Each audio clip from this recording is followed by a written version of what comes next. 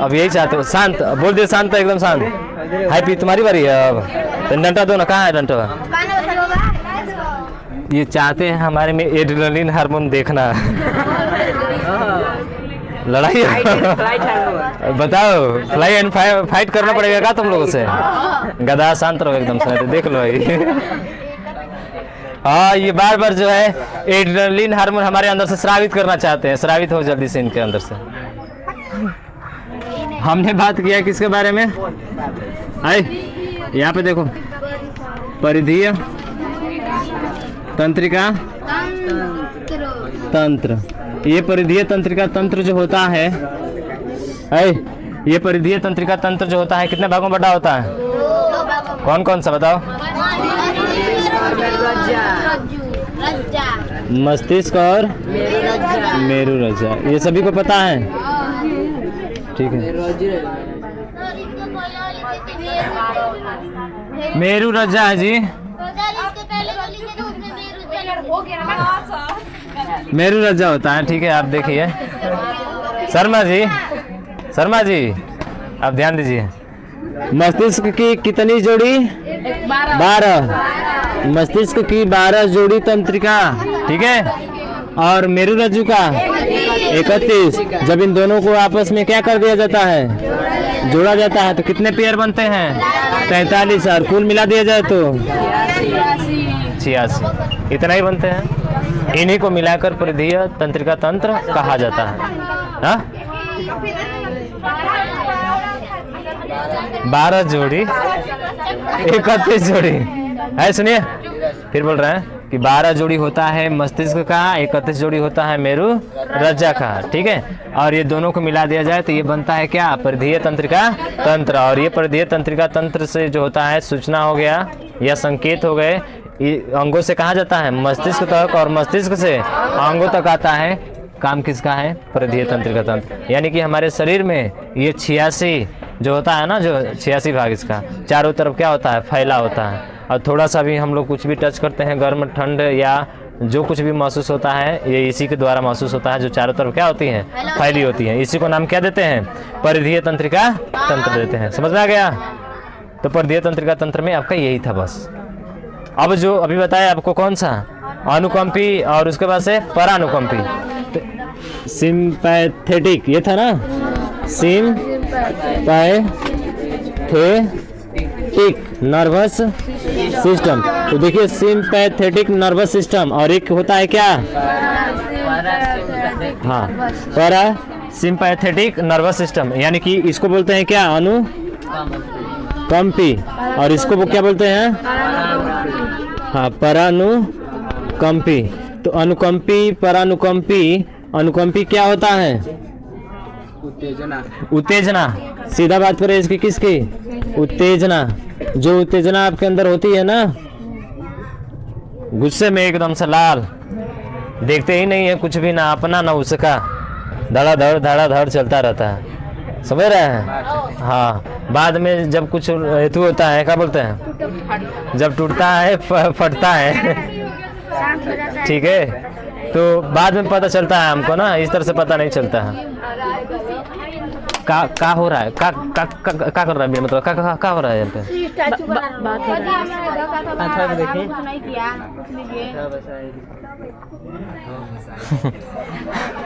अनुकंपी, ठीक है, तो उत्तेजना होता है। और जो साधारण में रहता है कौन? भाई क्या कर रहे हैं जी? क्या पन्ना पलट रहे हैं बिना मतलब का? हम कहे हैं लिखने के लिए। एक अनुकंपी, और अनुकंपी का मतलब उत्तेजना, परानुकंपी का मतलब क्या होता है? नॉर्मल, साधारण। समझ रहे हैं ना?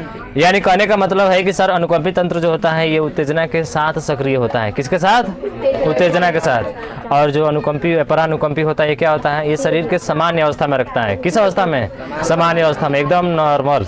जैसे हम नॉर्मल है ना, अभी कोई गुस्सा बढ़ा दे तो बस सीधा अनुकंपी आ जाएगा हमारे अंदर, उत्तेजना आ जाएगी। देखो जैसे मिसिर है, का बतिया रहा है बिना मतलब का था। बोलो मत, जब बोलते हैं तो बोलो मत, तुम्हारी भी आवाज इसमें आ रही है। अब समझ में आया, बिना पीटा समझ में थोड़े आएगा। जब पिटाया जाएगा इस पर ब्रेन में, जब जाएगा ठीक तब जाकर समझ में आएगा कि हाँ समझ में आया जी। ये उत्तेजना को करता है। और ये क्या होता है, परानुकंपी नॉर्मल होता है, सिंपल सा होता है आपका, ठीक है। अच्छा, रक्तदाब इसी में ना बढ़ता है जी, बीपी इसी में ना हाई होती है, तभी तो पापा गुस्सिया के मार जो है क्या कहते हैं, क्या बताएं हम, कुछ हो नहीं बताएंगे तो मजाक उड़ाने लोगे, समझ रहे हो ना। पापा मम्मी खास तौर से अपने दादा को देखना जब तुम्हारे दादा के अंदर उत्तेजना आती है ना, कोई गलत काम करते हुए देखते हैं ना, बोलते हैं ना, कैसे बोलते हैं आप तो समझ ही गए होगे समझ रहे हैं ना। तो वैसे तो हर घर की हालत है, पुरानिया लोग हैं, थोड़ी सी गलती पाएंगे माँ गया अब क्या कहेंगे, उसका कोई भरोसा है। लड़की है तो थोड़ा चल जाएगा, लड़की को तो कुछ नहीं बोलेंगे, उसको पगली कहेंगे, बहुत कहेंगे तो, और लड़का होगा तो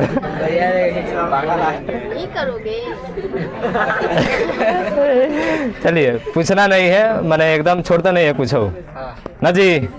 चलिए कभी कभी गुस्सा बराते हैं उनको तो मार उठाते हैं, हाथ एकदम हाथ कड़क ही होता है, कैल्शियम की कमी हो जाती है, हड्डियाँ ताकतवर ज़्यादा होती हैं, और थोड़ा सा भी मारते हैं तो बहुत तेज घाव लगता है।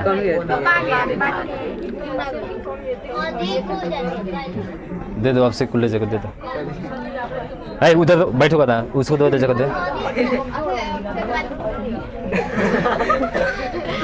समझ रहा है ना। तो उत्तेजना यानी कि ब्लड प्रेशर क्या होना हमारा, हाई होना, और परानुकंपी में नॉर्मल रहेगा, एकदम सिंपल सा रहेगा, ठीक है।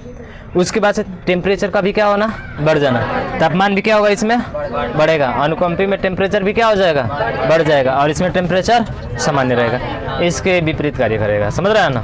ये ज़्यादा उत्तेजना वाला है और ये सिंपल वाला है, साधारण वाला है, ठीक है। आज सोते समय बताए थे, सोते समय दोनों होता है, अनुकंपी भी होता है और परानुकंपी भी होता है। स्वप्न देखते हैं, ऐसा उल्टा सीधा देख लिए कि जो बिस्तर में बैठा है उसी को पीट दिए समझ रहे हो ना।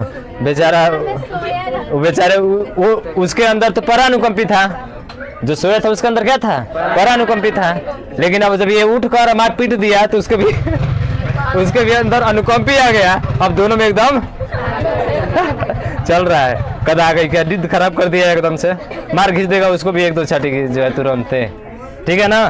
तो इसको ध्यान रखना है। समझ में आ गया ये।